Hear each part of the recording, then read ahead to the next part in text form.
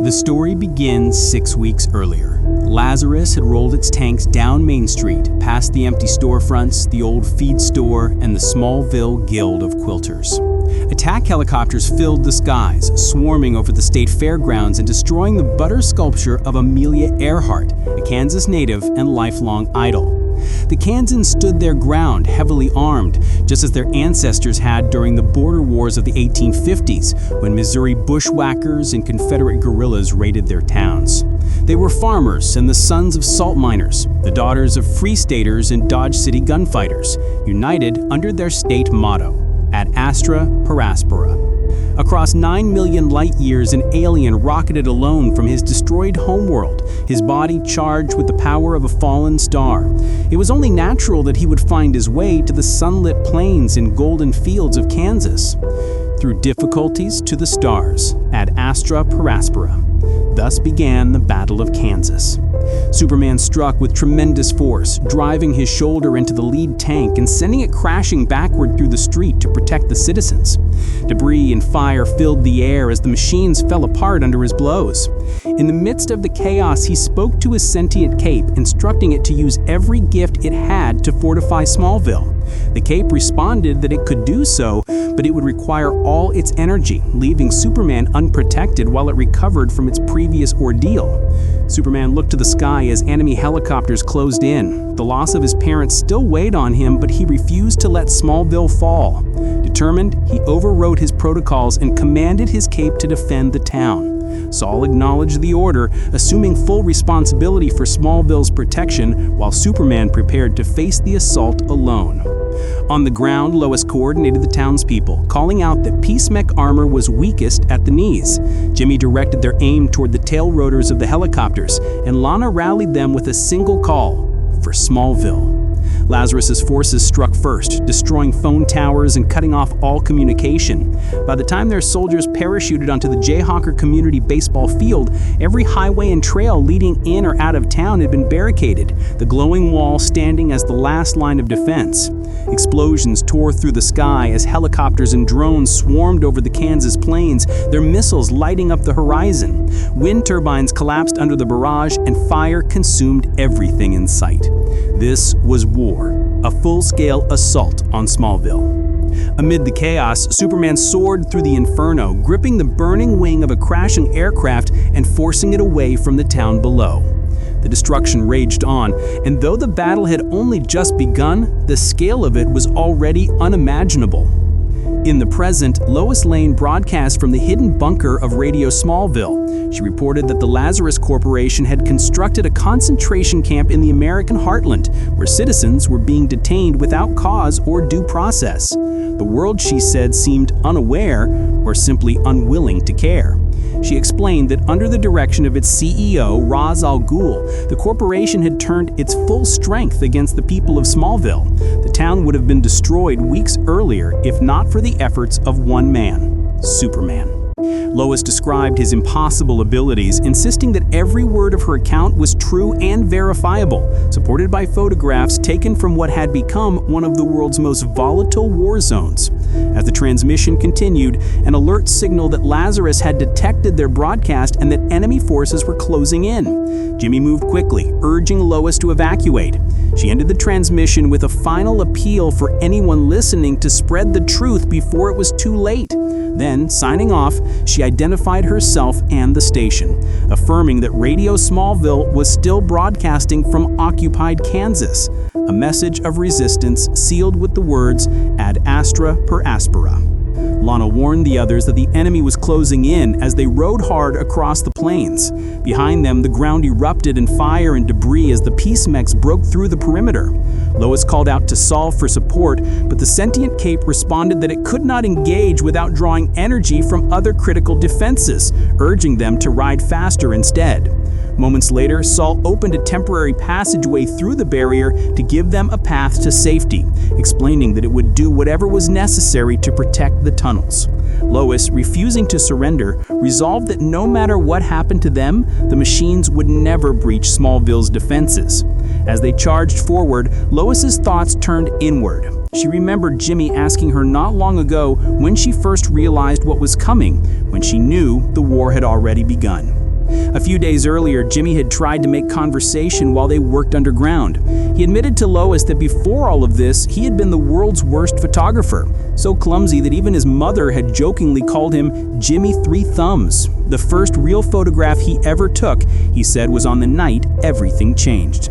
Lois barely looked up from her work. She was focused on her story, noting that Ra's al Ghul was advancing to the third phase of his occupation plan, something she knew well from her own time inside the Lazarus Academy. Jimmy quietly corrected one of her spelling errors before asking what had been weighing on his mind. He wanted to know when she had first realized she was on the wrong side, when she had stopped being an agent of Lazarus and started fighting against it. Lois finally made his eyes and told him the truth. She had realized it at the exact same moment he had. Now, as the battle raged, Lois reflected on how she and Jimmy had come from completely different worlds, hers from Lazarus and his from the Omega Men. Yet despite their differences, both had always shared the same unshakable sense that something in the world was deeply wrong. For years, it had been an itch they could never scratch, a feeling that someone had upended the board of their lives and scattered the pieces in every direction. That sense of disorder had driven both of them to this moment. The peace mechs closed in as Lana, Lois, and Jimmy fled across the plains. A blast struck near the horses and Lana was thrown to the ground. Lois shouted for Jimmy to keep going while she helped Lana. Jimmy urged her to do the same, but the peace mechs were closing in fast. Saul warned that it would have to seal the tunnel to protect the network below. Lois gave the order without hesitation, telling it to close it. Through it all, Lois remembered the moments when they'd questioned their sanity, the nights filled with doubt and despair, wondering if they would ever find peace again. And then, just when it seemed hopeless, something unexpected had happened. Everything had changed. As the peace mech leveled its weapons at Lana, ready to fire, Superman arrived in a burst of speed and struck the machine, breaking through its armor and tearing it apart while the others watched. As Lois watched him fight, she thought back to the day she first met him. She hadn't known who he was or where he came from, but she knew he was on the right side. She decided then that she had to stand with him. 5 weeks earlier, Superman had led a group of survivors deep underground, farther than any Lazarus munitions could reach. He had dug the tunnels himself, stretching for miles beneath the surface, lightly shielded and powered by Sol's solar reserves. His guardian drew heat from magma and light from captured sunlight, forming the basis of their fortifications and security. He spoke as he worked, explaining that he knew mines from Krypton, the world that had once been a planet before its destruction. When the work was done, he promised the people they would be safe there. They thanked him, though some could barely hear his words over the hum of the tunnels. To them, he seemed alien and unreachable, a figure both savior and stranger. Superman could feel their stares. He thought of how foreign he must seem, how even after all this time among humans, he still spoke more of their languages than they did his. He excused himself and moved toward the surface. He had walked this planet in ways no one else ever could, yet he would never truly be one of them. Only Lois Lane seemed to see past that distance. The way she looked at him stripped away the barriers he built to hide what he was. When she called out to him, he paused. She reminded him that they both had work to do, she to tell the world what was happening, and he to protect it. But she also warned that once this story broke, there would be no going back to the shadows. The world would finally know him, and he would have to be ready to face it. She asked if he was prepared to reveal who he was, to show what he could do. Superman admitted quietly to himself that he wasn't even sure he knew anymore. Before he could answer, a man stepped forward from the crowd. He introduced himself as Stead Cochran, the former mail carrier for the Kents. He told Superman that when the boy from the stars had first arrived in Smallville, it had been he who reported the news to Lazarus. Cochran stood before Superman and Lois, his voice trembling as he confessed the truth that had haunted him. He had once believed everything Lazarus told them, that enemies lived among their people, that suspicion was safety, and obedience was loyalty. He had convinced himself he was protecting his community. But now, looking into the eyes of the man he'd once betrayed, he realized how deeply he'd been deceived. He spoke of his family, how they would have died if not for Superman's protection, and his words came heavy with guilt and gratitude. He admitted his wrongs, offered an apology, and thanked the very man he had condemned. Lois whispered Superman's name, uncertain of how he would respond. But before she could say more, Cochran continued. insisting he didn't expect forgiveness. He only needed to say his piece. Superman regarded him silently, the weight of the moment reflected in the faint glow of his eyes. Then, after a pause, he placed a hand on Cochrane's shoulder and told him he had a sharp eye, that they needed that. He offered him a role among the people he had once endangered, guard duty. Inside, however, Superman wrestled with darker impulses, thoughts that urged him to crush the man's hand, to tear him apart, to unleash the sun's fury on those who had wronged him. But he resisted. Instead, he told Cochrane that everyone here was now his family, and that together they would protect them. Cochrane nodded, his voice quiet and sincere, as he promised, "I will, Superman." As the tension lifted, Superman turned away. His thoughts churned like molten fire beneath his calm exterior. This wasn't his home. It had never been. He fought for strangers who feared him, who would never truly understand him. He told Lois she could say whatever she wanted about him, that it didn't matter anymore. But inside, his thoughts whispered a truth he could never share aloud. He was nothing, and no one. Superman's thoughts lingered in the hollow silence that followed. "I am nothing and no one," he told himself, a truth that felt heavier with every step he took. "I'm only here to bleed." Far beyond Smallville's shimmering barrier, the enemy gathered. Tanks lined the torn earth beneath the red sky, their cannons aimed toward the crystalline wall Superman's power had raised. Talia al Ghul stood beside her father, her voice sharp with frustration as she demanded to know why their plan to neutralize Superman's cape had failed. Ra's al Ghul, calm and deliberate, told her to be patient. Everything would soon be ready. But Talia pressed further, asking where Brainiac was and insisting they needed more kryptonite to bring the alien to his knees. Ra's replied that Brainiac was otherwise occupied and that he had his own plans for what remained of the kryptonite. Instead of relying on their former methods, they would turn to something new, something darker. Talia's voice softened with unease as she asked if he truly meant what she suspected.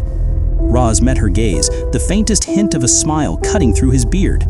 He told her to fetch her God box, and as the energy of the machines began to surge, their metal forms sparking with violent light, his final words echoed over the rising storm. It was time to let the hand of the Omega guide the way. The ground trembled as another wave of Lazarus mechs advanced, their engines roaring through the haze. Each one burned brighter, stronger, infused with the dark energy of Talia's father box. Their power had evolved.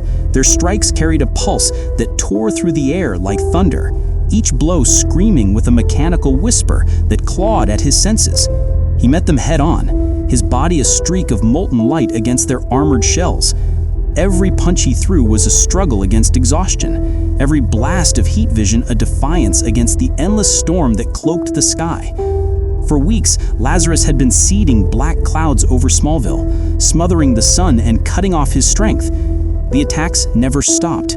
The enemy struck in waves, day or night, it made no difference. There was no rhythm, no rest, only the ceaseless hum of machines and the flare of artillery fire against his shield of heat and light. Lazarus did not sleep, and so neither did he. The air still rippled from the explosion. Superman's heat vision had carved through steel and flame alike, vaporizing the last of the assault mechs in a blinding eruption that lit the sky like the birth of a star. He hovered amid the wreckage, his body glowing faintly from the energy still coursing through him. Below, the ground was nothing but fire and twisted metal. A soldier screamed from the ruins, his armor melting as he clawed for escape, his voice breaking through the smoke. He was burning alive. Superman descended, the rage in his chest giving way to grim control. He exhaled a wave of frost, dousing the flames around the fallen men until the fires hissed and died. Then his voice cut through the silence, calm but heavy with anger. He reminded them who they were hurting, the children hiding in the tunnels, the elderly and the sick taking shelter below, and condemned them for dropping bombs on innocent heads. Pointing east, he told them the Ross family's pig farm lay 3 miles away. They were to go there, sit in the mud, and think about what they'd done. His tone made it clear there would be consequences if they didn't. "Go," he ordered, and the soldiers ran. Superman's eyes burned like open wounds, every breath scraping through his lungs like shards of glass. His body begged to rise above the clouds, to feel the sunlight that could restore him, but there was no time. Houses were burning along Langmore Road. Warships prowled the Arkansas River. Even the Robinsons' cattle needed to be herded to safer ground.